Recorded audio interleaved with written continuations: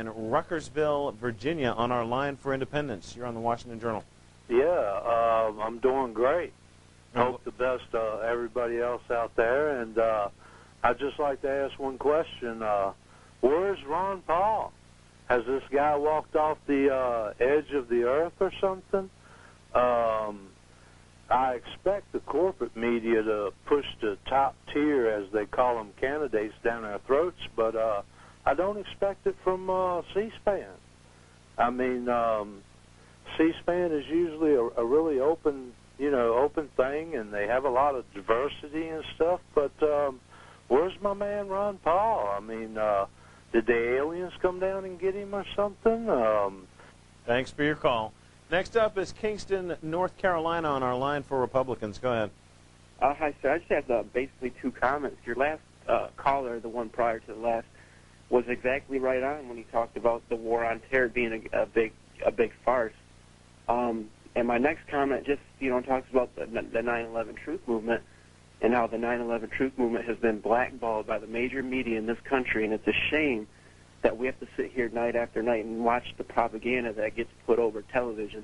And I just hope and wish people in the United States will wake up to the big lie that is 9/11, and, hopefully we can start doing something about it. Thank you. Next up is Sturgeon Bay, Wisconsin, on our line for Democrats. Go ahead. Hi, good morning. I have a direct connection with the war. I have a son that, like many other children, young men, volunteered after 9/11 to help women and children in Afghanistan, and at the time that's where we were going. But the more I learn about this, the more I understand that I really believe our government from the very beginning was in on this. And what I wish I would hear more of in the media is Marvin Bush, who was George Bush's brother, was the director of Securicom, which was publicly traded to the Kuwait American Corporation, but at the time of 9/11, he was in charge of the security for not only the World Trade Centers, but Dulles International Airport, and that's one of the flights came on there, and he resigned on September the 10th, the day before 9/11.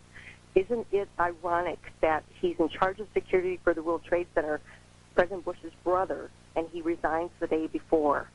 Why aren't we looking more into that?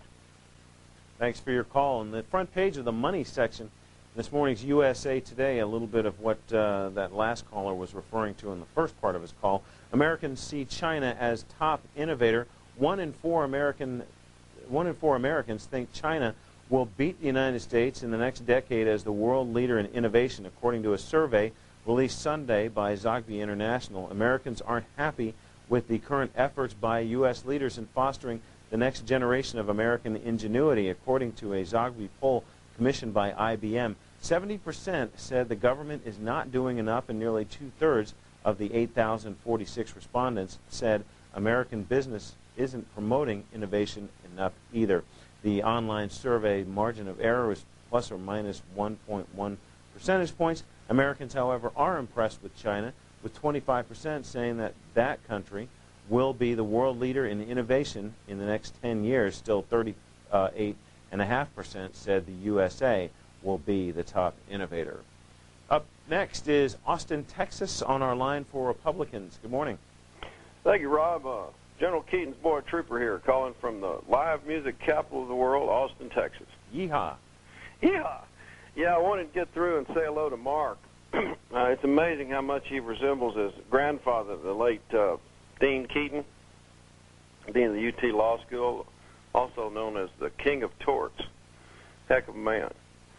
But and what I wanted to ask him was about if there's any way that the traditional medical profession could accept the herb cures more. I know I had good luck with some herbs.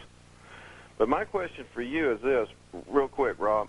I heard that on the 17th of this month, George passed an executive order that says you can, if you protest the Iraqi war, you can have your assets. Oh, sorry about that. Sorry to cut you off. Balloontown, Connecticut, on our line.